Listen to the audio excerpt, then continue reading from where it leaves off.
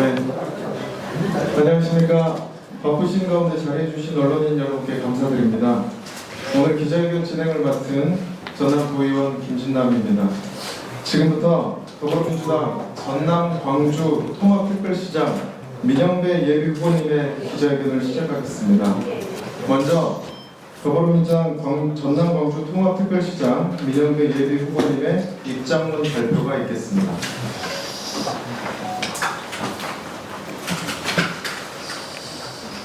예.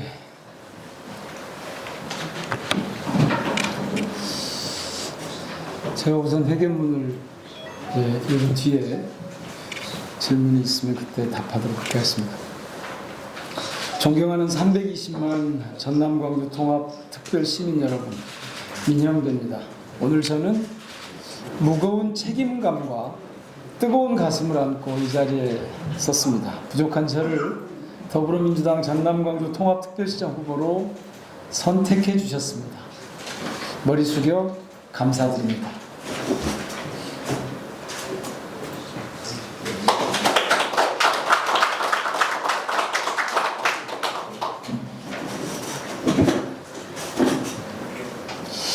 이번 결과는 전남광주의 대변화를 향한 시민 여러분의 열망이라고 봅니다. 지역 소멸의 위기를 넘어 새로운 미래로 나아가라는 주권자 시민의 준엄한 명령입니다. 두렵고 겸허한 마음으로 받들겠습니다.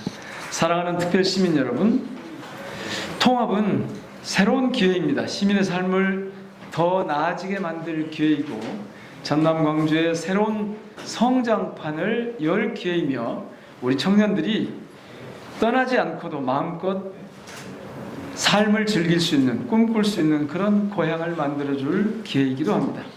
이를 위해서 저는 세 가지 약속을 드리겠습니다. 첫째, 전남 광주의 정치적 대전환을 이루겠습니다. 전남 광주 통합특별시에 시민주권 정부를 세우겠습니다. 행정은 시민의 뜻을 실현하는 도구가 될 것입니다. 중요한 정책은 시민과 함께 결정하고 예산과 사업은 더 투명하게 공개하면서 행정은 더 빠르고 더 유능하게 움직이겠습니다. 시민이 주인인 특별시, 시민의 목소리가 정책이 되는 특별시, 그것이 제가 열고 싶은 전남 광주의 모습입니다. 둘째, 전남 광주의 경제적 대도약을 실현하겠습니다. 어디에 살든 차별받지 않는 균형 성장은 통합의 기본 원칙입니다. 광주의 첨단 산업 역량과 전남의 풍부한 자원을 하나로 묶겠습니다. 전남의 농수산업과 재생에너지는 광주의 AI, 모빌리티 산업과 결합해서 더 큰 성장 엔진이 될 것입니다. 농어촌은 더 스마트해지고 도시는 더 혁신하게 만들겠습니다. 청년에게는 양질의 일자리를, 지역에는 지속 가능한 먹거리를 키우겠습니다. 전남 광주는 대한민국의 새로운 성장축으로 우뚝 서게 될 것입니다.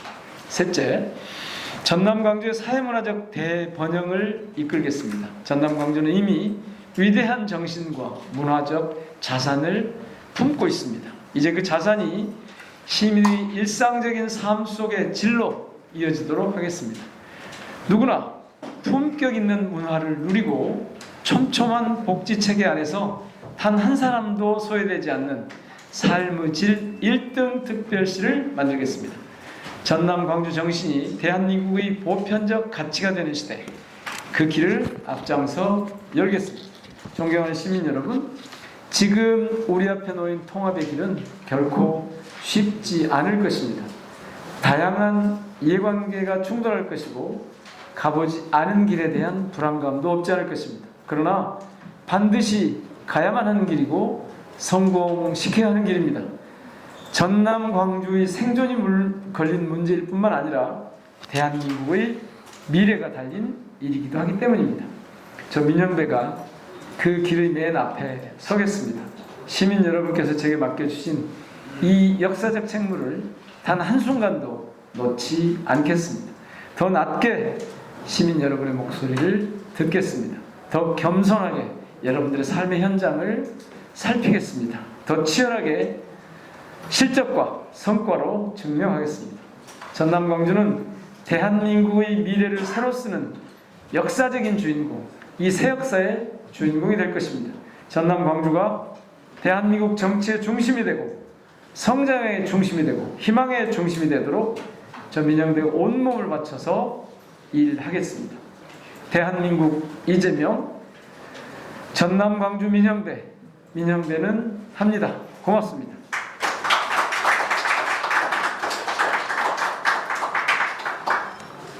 네, 이어서 기자님들과의 질의응답 시간을 갖겠습니다. 질문은 순서에 따라 받도록 하겠으며 원활한 진행을 위해 협조 부탁드립니다. 네.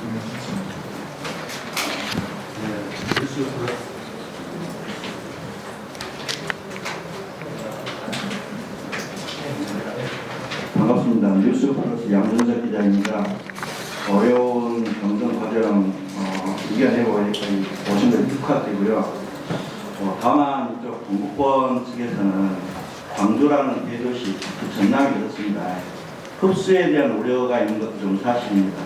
그래서 그런 흡수가 아닌 공동 성장을 위해서는 제가 보기에는 예산, 그 다음에 권한을 어떻게 좀 명확하게 할 것인가, 이 부분이 좀 중요하게 여겨질 것 같습니다. 여기에 대한 어떤 큰 그림은 준비가 안 돼 있다 하더라도 후보님이 생각하시는 최소한의 어떤 방향성, 그런 것을 좀 말씀 부탁드립니다. 큰 그림이 무엇을 뜻하는지 제가 정확하게 알지 못하겠습니다만은 제가 정말 오늘 호소 말씀을 좀 드리겠습니다.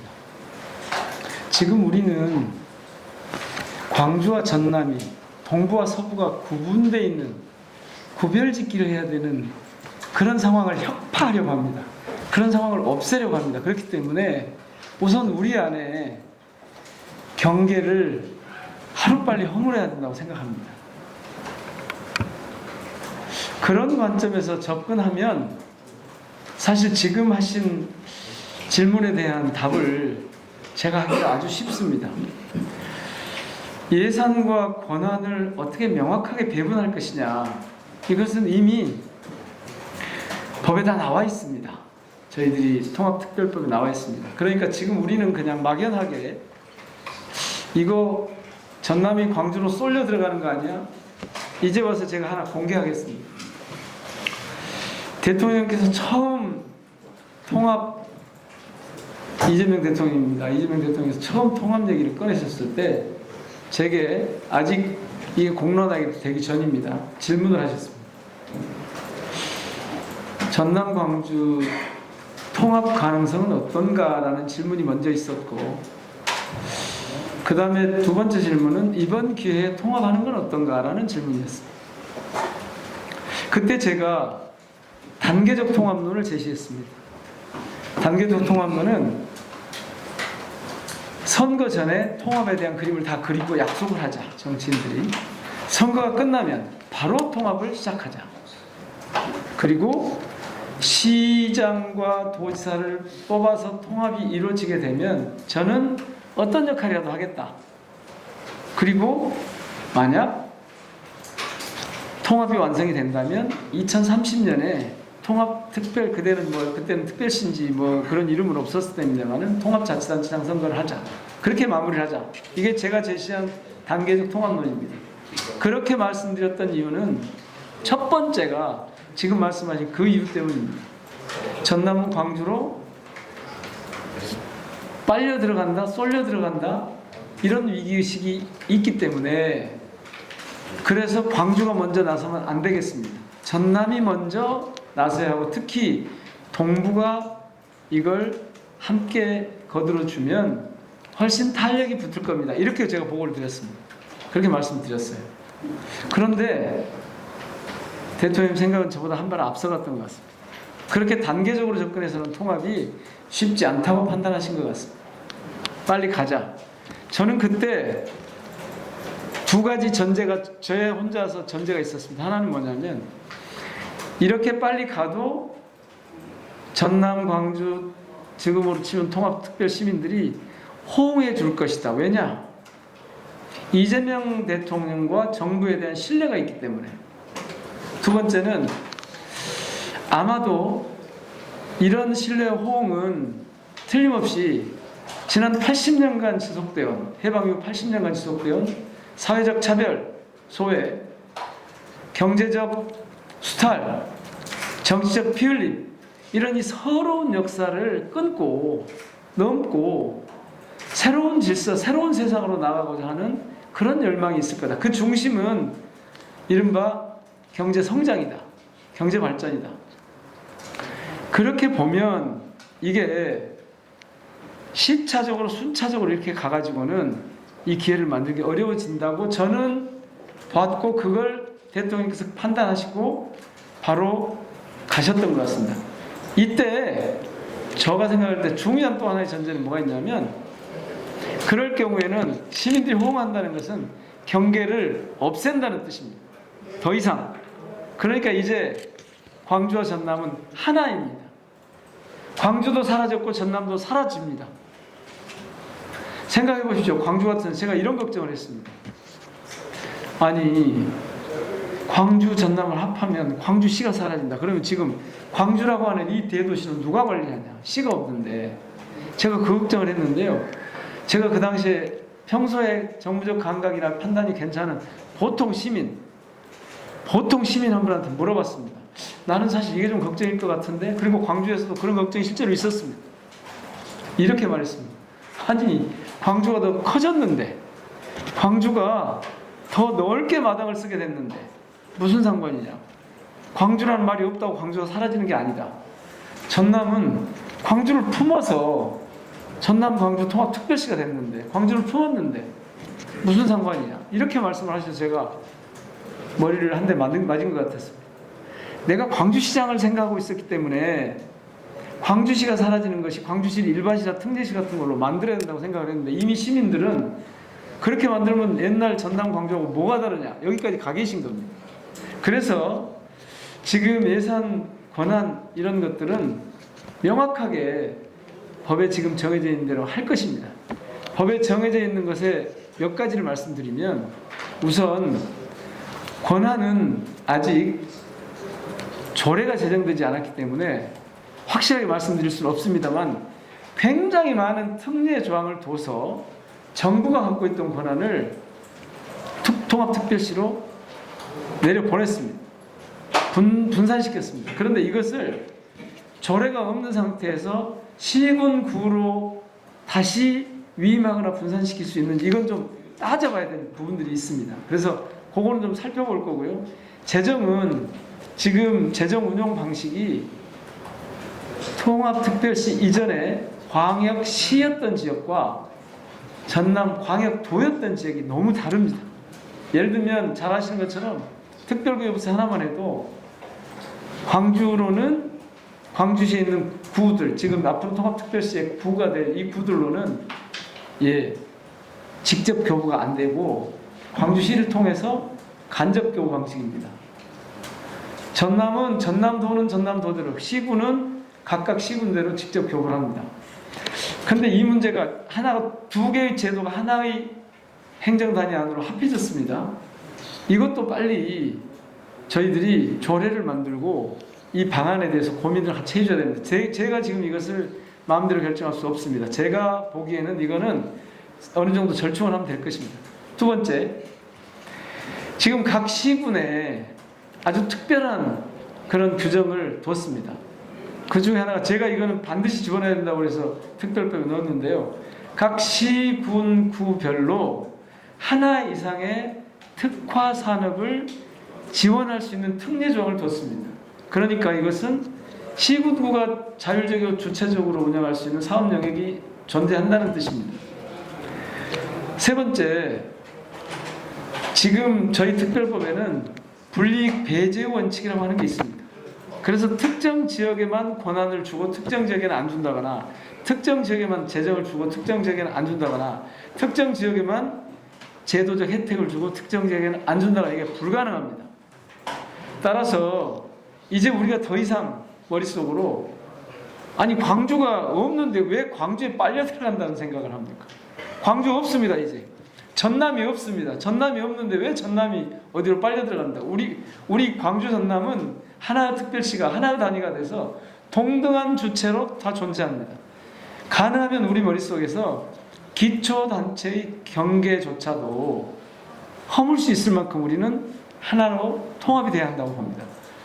그래서 이 경계를 허물어 버린 상태에서는 광주로 빨려 들어가고 전남이 빨려 들어가는 그런 걱정보다는 어떻게 하면 각 지역이 자기 특색을 살려서 균형 있게 발전할 거냐, 이 고민을 하는 것이 저는 맞다고 봅니다. 제 답변이 좀 길었습니다. 네.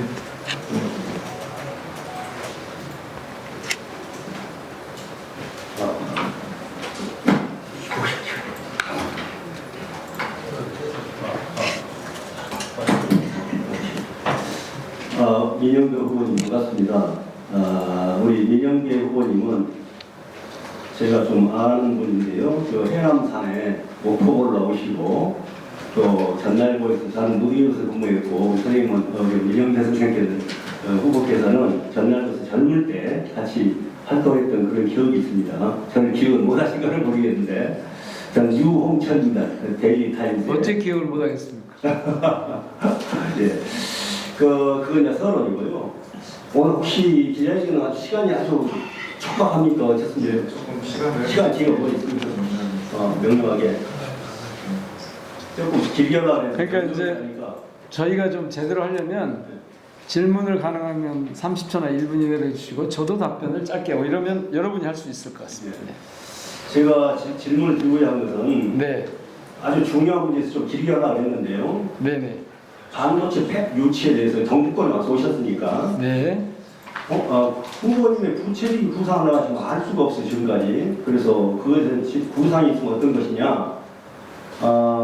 제가 좀 얘기를 길게 하고자 한 것은 반도체를 전남 동북권에 유치할 당위성이 있어요. 그것은 설명하라는 게 길게 하라고 했는데요. 하십시오. 예. 그게 대해서 답을 좀 달라는 그런 질문입니다 제가. 네. 네. 오늘 보니 KBS 아침에 우리 후보님께서 KBS 광주방에서 대담 프로에 출연했더라고요. 거기에서 보니까 전남 동북권 산업위기 또 재편에 대해서 얘기를 한 토막이 있더라고요. 거기서는 구체적인 뭐 내가 원론적인 얘기를 했더라고요. 들어보니까 제가 말하고자 하는 건 지금 여수 방향이 상당히 어려워서 아주 어렵다는 건 뭐 익히 알고 있는 겁니다. 그래서 그것을 그 어려움에서 헤쳐나갈 수 있는 유일한 방법이 당장은 반도체 폐기 정부권에 유치돼야만 위기를 탈출할 수 있겠다 이런 생각으로 말씀드리려고 한 건데요. 우리 김영록 경쟁자였던 김영록 전남지사께서는 선거 공약으로 전남 도원의 3축 반도체 클러스터라는 걸 얘기했습니다. 그것은 제 주장입니다. 그러니까 네. 그것에 대한 허구가 있다. 전혀 말이 안 된다. 그 얘기를 하는 겁니다. 그분이 말한 것은 광주다 패키징 반도체, 그러니까 해남권의 검용 반도체, 동북권의 HBM 등 고부가 반도체 공장을 위치하겠다. 그런 내용이었습니다. 근데 거기는 전혀 진실과 현실을 모르거나 좀 길까요? 질문을 올리세요. 예. 질문 앞에 했는데 그걸 좀 얘기를 하려고 합니다. 사실 그 허구성. 근데 우리 네, 좋습니다. 네. 예. 근데 물에 대해서 잠깐만 얘기하겠습니다. 물은 아까 전기는 다 있습니다. 우리는 만들면 되고요. 근데 물은 만들 수가 없습니다. 근데 우리가 저 해남에 가면 영암호도 있고 그 호가 있잖아요. 정산호도 있고 그 물을 활용해서 한다는 건데 그것은 삼국수와 해수가 섞여 있기 때문에 그 초순수물을 만들 수가 없습니다. 그 물로는. 그래서 여기 있는 이 주황댐, 상사댐 이 맑은 물로서만 초순수물을 그걸 만들 수 있어요. 하루에 반도체 공장이 100만 톤이 필요하다. 50만 톤은 일반 물이 필요하고요. 초순수물이 50% 필요하답니다. 50만 톤이. 그래서 이쪽이만 가능한데 다 했어요. 그래서 이쪽이 당연히 이쪽이 할 수밖에 없는데 선거용으로 그렇게 하다 보니까 좀 여러 가지 헷갈리고 사람들이 그렇습니다. 그게 대해서 아까 질문을 다 드렸습니다. 답변 좀 주십시오. 미안해요. 예, 유 기자님과 저는 이 이 동북권의 제조업의 위기를 보는 눈 그리고 탈출 방법을 극복 방법을 보는 눈이 좀 다른 것 같습니다. 당장은 반도체 폐입밖에 없다는 말씀에 저는 동의하기 어렵습니다. 아니, 당장은 저기 석화 공장의 이 전환과 새로운 그 방향 정립 이게 당장 필요한 것 같고요. 제가 석유화학공단 2번 가봤습니다. 당장 그렇고 반도체 폐입은 생각보다 오래 걸립니다. 정부와 기업의 반도체 정책도 나와야 되고 이 폐입이 하나 오는 건 그렇게 간단하지는 않습니다. 물론 아주 빠르게 접근하면 이것이 더 빠를 수도 있겠습니다만 그리고 이게 왜 서남권에는 안 돼, 서부에는 안 되고 동부에만 된다. 이것도 제가 볼 때는 좀 적절한 접근은 아닌 것 같습니다. 대개 지금 반도체 전문가들은 아까 김영록 전 후보의 부상이라 그러셨는데 그 삼각축으로 가야 한다는 게 대개 반도체 전문가들의 일반적인 생각입니다. 저도 꽤 오래전부터 이제 그 검토를 해봤는데 반도체 폐입은 여기 올 수도 있고 그 서부에 올 수도 있고 광주는 지금 있고요. 폐입은 아니지만 패키징을 포함한 후공정을 가져가고 거기서 이제 R&D를 가져가고 이렇게 분산 배치를 해보자는 것인데 그거는 정말 지금으로서는 알 수 없습니다. 그러나 분명한 것은 제가 보기에 반도체 폐입의 이 지역 유치 가능성이 높아지고 있다. 그건 뭐 분명한 것 같습니다. 근데 그것을 지금 어떤 구상을 갖고 있느냐 구체적으로 좀 밝혀보라 그러시는 건 제가 계속 말씀드렸던 그 트라이앵글 그러니까 삼각축으로 해서 저도 세부적인 사항에 들어가면 조금 다르지만 그렇게 접근하는 것이 저는 지금으로서는 바람직하다. 이건 선거용이 아니라 지역의 균형 발전을 생각했을 때 경제적 파급 효과가 큰 그야말로 생산 동력이 될 만한 그런 걸로 보면 이 반도체 산업이 있기 때문에 그렇게 배치할 수 있고 이것을 지금 용인처럼 그렇게 한 곳에서 많이 몰아넣는 집중화시키는 방식은 사실 바람직하지 않다고 전문가들은 얘기하고 있습니다. 거의 그런 정도만 오늘 하시죠. 나중에 기회가 나면 토론 한번 하기로 하시고요. 네. 박기현 기자님. 네, 스포츠 동아의 박기현 기자입니다. 저는 잘 이해가 안 가서 제가 보충질을 좀 합니다. 지금 현재 그 후보님의 그림도 적어진 거 보면 광주의 첨단 산업 영향과 전남의 풍부한 자원을 하나로 묻겠습니다. 이렇게 적어져 있어요. 근데 우리 전남의 특주 고향 여수 전남 동부 지역의 사람들은 이 같은 역할 분담 같은 경우는 자칫 우리 전남을 광주의 첨단 산업을 위한 그 어떤 단순 자원 공급처가 될 수 있다는 생각을 하고 있어요. 그리고 방금 전에 말했던 아리백 광주 센터 같은 경우도 사실은 그 동부권의 개들은 있어야 된다고 생각하거든요. 왜 그러냐면 지금 서부권에 지금 너무 많은 그 AI 데이터 센터라든가 이모케아 그런 것들이 가 있잖아요. 지금 현재. 그런데 지금 동부권은 아무런 그런 말이 없습니다. 거기에 대해서 입장 한번 말씀해 주시기 바랍니다. 참 안타까운데요. 자꾸 이걸 나눠서 볼 게 아니고요. 동부 서부로 나눠서 보시면 끝이 없습니다. 그러니까 지금 청사 문제가 나오고 복잡해졌는데 나누지 마시자고요. 일단. 대한민국 아무데나 있어도 상관없지 않겠습니까? 그건 아니죠. 그 안에서 균형 있게 발전시키자고 하고 있지 않습니까? 그래서 지금 시도 통합이 나온 게 대한민국 아무 곳에도 있으면 안 되니까 이쪽에서 성장의 이 주도권을 좀 이쪽에서 가져갈 수 있는 방법을 찾아보자고 해서 나온 게 시도 통합인데 그걸 대한민국 아무거나 논다 그러면 그거는 좀 접근이 전혀 다르죠.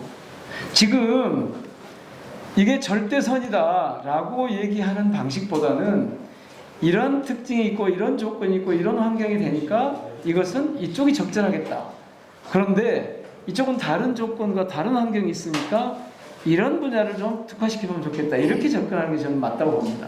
만약 그렇게 접근하지 않으면 그동안 전두환 정권이 광주 전남을 분리시켜 놓고 통치했던 그때 이후에 한번 생각해 보십시오. 우리가 계속 사업을 놓고 다퉜습니다. 예산을 놓고 경쟁했습니다. 그 결과가 지금 이런 상황이 됐습니다. 물론 전국적으로 다 그런 게 있겠지만 그래서 지금은 아니 의대 문제만 해도 그렇지 않습니까? 동부권 하나만 의대를 동부권만 차지하자 이렇게 얘기하니까 난리가 나지 않습니까? 어떤 후보 그렇게 말씀하셨잖아요. 근데 그렇게 하지 않고 저하고 추천을 뭐 이렇게 했습니다. 하나의 대학, 2개의 캠퍼스, 2개의 병원. 그렇게 접근하면 균형적인 접근이 되는 거예요. 왜냐하면 의료 인프라라고 하는 게 동부는 필요하고 서부는 필요 없는 게 아니지 않습니까? 아니, 마찬가지입니다. 반도체도. 그런 그 균형적인 그렇게 반도체 섹터도 그렇게 돼야 된다는 건 맞습니까? 그렇다니까요. 그래서 지금 말씀하시잖아요. 근데 지금 동부에만 여기가 적합하고 서부는 안 된다라고 하면 그것이 아니고 안 된다는 여건이 여쪽이 훨씬 좋고 그거는 그런데 유기전- 정치적으로 양쪽 다 선거표를 얻기 위해서 이러다 보니까 이런 일단 얘기를 한 거예요. 그렇지 않습니다. 아니, 여건이 여기만 좋다고 하는 거는 한번 연구 순천이나 이쪽의 논리고요.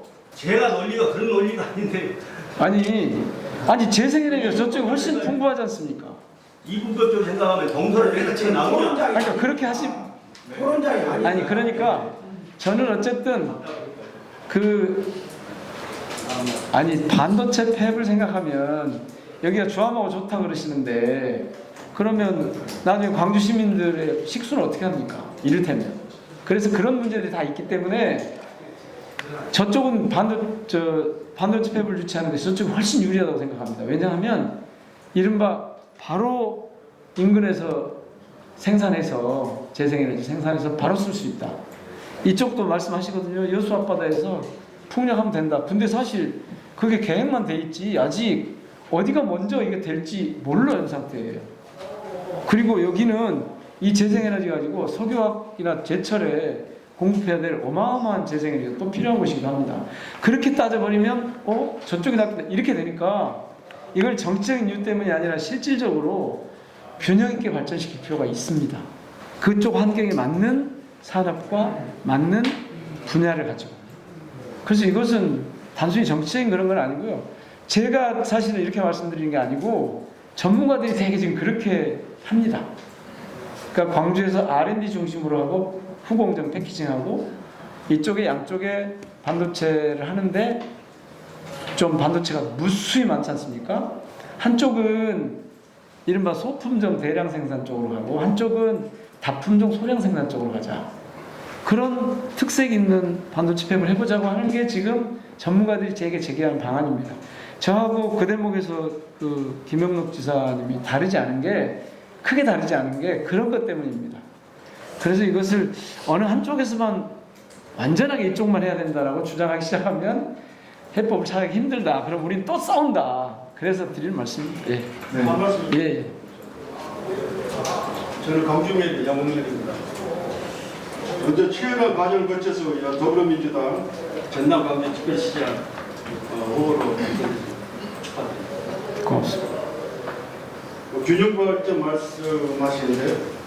저는 우리 후보님께서 전에 최초 우리 시의회 오셨을 때 동부 지역이 통합이 되면 최대 수혜 지역이 될 거란 말씀 좀 기억하시죠? 지금도 같은 생각입니다. 그래서 그 수혜의 그 본의, 그 뜻이 어디까지가 구체적으로 해주시면 감사할 것 같고 또 저희들이 앞에서 이 동료 언론들이 이 반도체에 대해서 말씀을 올린 이유는 후보님께서 잘 아시겠습니다만 특히 여수, 간양, 순천, 특히 순천은 제조업이거든요. 그러다 보니까 전자에 말씀하신 이쪽 지역에 대해서 정책 잘 아시고 계시니까 알리되 그리고 전에도 저희도 기자님한테 말씀하셨는데 재생에너지 또 거기 석탄부터 해서 여러 가지가 약간 말씀 주신 거 기억합니다. 그래서 그런 부분에 대해서 저희들은 이쪽 지역민들 그만큼 관심이 크고 예민하다는 것을 좀 긍정적으로 생각하고 그만 같고 저희들은 결국 그래서 그렇게 기대를 하는 것이죠. 우리 후보님께서 이제 다음에 특활시장님이 되면 저희들은 늘 이쪽이 피해의식이 조금 없었던 건 아니잖아요. 서부권에 비교를 하다. 그래서 이제 서부, 강주, 동부 균형 발전을 하시겠다는 그 말씀 존중하고 믿으면서 저희들에게 좀 더 그런 마음 정확히 좀 더 깊게 전달해 주시면 것 같습니다. 늘 생각하고 있는 부분입니다. 지금 순천에 제조업이 없다고 그러는데 전남, 광주 통합특별시를 모두 제조업 지역으로 만들 수는 없습니다. 순천은 순천시에 맞는 도시 기능이 있다고 봅니다. 저는 여수관만 놓고 봐도 순천시 기능이 좀 독특한 기능이, 특별한 기능이 있죠. 그러니까 지금 동북권이 제가 최대 수혜 지역이 될 거라고 한 건 크게 보면 한 3가지쯤 있는데, 제일 먼저는 여기가 제조업 기반 아닙니까? 지금 서부로 다 가고 동부에는 없다고 그러시는데요. 서부에 가서 한번 들어보시면요, 전혀 다른 말씀하십니다. 전혀 다른 말씀하십니다.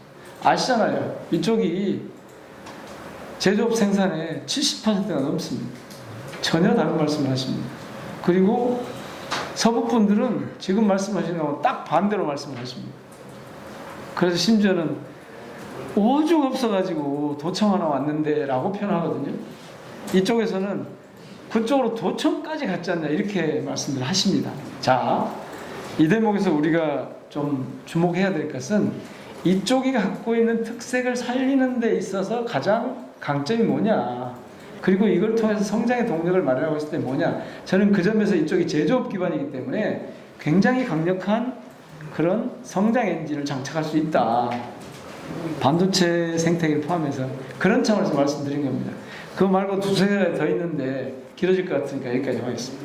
네, 시간 관계상 질의응답을 종료토록 하겠습니다. 지금 시간 관계상 질의응답을 그러면 안 되죠. 예, 죄송합니다. 아니, 그리고 예, 기자회견 기자회견 때 하시고요. 기자회견 잠깐만요. 제가 조금 좀 서둘러서 가서 해단식을 좀 해야 돼서 그러는데요. 짧게 대신 질문해서 이렇게 길게 하시면 아주 짧게 해주시죠. 네, 먼저 하시죠. 30초 이내로 해주십시오. 저도 30초 이내로. 네. 제가 먼저 하겠습니다. 짧게 하겠습니다. 심사는 조영호 기자인데요. 먼저 저 후보 되신 것 진심으로 축하드리고요. 예. 그 6.3 지방선거에서 이제 그 시장님으로 당선되는 확률이 그냥 높잖아요. 뭐 아직 모르겠습니다만 높다고 봐야죠. 높다고 볼게요, 그냥요. 7월 1일 취임 이후 100일 안에 특별시장이 시민들이 체감할 수 있는 그런 완료 꼭 시켜야 될 공약 3가지 하고요. 그리고 100일 안에 정부권에 꼭 해결해야 할 그런 그 공약이 있으면은 2-3가지 이야기를 드릴게요. 죄송합니다. 아직 100일 안에 해결할 공약을 준비하지 못했습니다. 예, 말씀하십시오. 예, 뉴스워커의 조준성 기자입니다. 이제 먼저 축하드립니다. 축하드리고 이제 후보가 되셨습니다. 더불어민주당 후보가 됐다는 것은 사실상 전남광주 특별시장에 아주 가까워졌다고 저는 생각합니다. 그렇다면은 우리 이제 후보님께서 경선 때 하고 지금 현재 이제 더불어민주당 정식 후보가 된 입장에서 솔직히 마음속에 행정청사 문제를 아마 마음에 그리고 계실 것 같습니다. 그리고 그 행정청사를 앞으로 어떻게 운영할 것이고 네. 그다음에 특별시, 광역특별시 의회는 어디에 둘 것인가 한번 예, 의회 문제는 의원님들과 상의하겠습니다. 아직 의회 문제에 대해서는 제가 권한도 없고 아직 어떻게 할지 결정할 수 있는 상황이 아닙니다. 그래서 의회 제가 말씀드리겠습니다. 잠깐만요. 의회 문제는 그렇고요. 그 다음에 청사 문제는 지금까지 누차 말씀드렸던 제 원칙에서 벗어나지 않습니다. 예. 네, 여기 아주 간단하게 해주시면 예, 좋겠습니다. 광주시 연동수 기자입니다. 상당히 정치적인 문제인데요. 이번에 단일화하고 연대 과정에서 특이하게 신정훈 의원하고 송영길 의원이 다른 상대방 다른 분들의 예상과 다르게 김영록 후보의 지지를 선언했단 말입니다. 거기에 대해서 의원님께서 배신의 정치다라고까지 말씀하셨고, 그런 뜻이 아닙니다. 신정훈 의원에 대해서는 조금 가슴 아프다 이런 말씀을 표현하셨는데 거기에 대해서 조금 뭐 해명 아니면 본인의 의견 해명할 일도 없고 특별하게 그것이 그렇게 받아들여질 일도 네. 저는 없습니다. 배신의 그게 정치라고 저를 배신했다는 뜻이 전혀 아닙니다. 아니 그 후보자로 배신의 정치라고 내셔서 배신의 정치라는 표현을 쓴 적 없고요. 배신 동맹이라고 했는데 저를 배신했다는 뜻이 전혀 아닙니다. 제가 말씀드리고요. 시민들을 어떻게 볼 것인가라는 차원에서 말씀드린 건데 그 부분은 뭐 제가 특별히 따로 설명해야 될 필요도 없고 설명할 뭐 재료가 없습니다. 그래. 예. 그분들의 일이기 때문에 저는 존중한다고 했지, 다만 그런 것들을 그렇게 보여지는 것에 대해서 염려가 있다는 점도 말씀드립니다. 네, 지름덕을 예, 죄송합니다. 예. 이상으로 더불어민주당 전남 경기도 통합특별시장 민영대 후보님의 기자회견을 마치겠습니다. 끝까지 함께해 주신 어린이 여러분들 예, 또- 다시 한번 감사드립니다.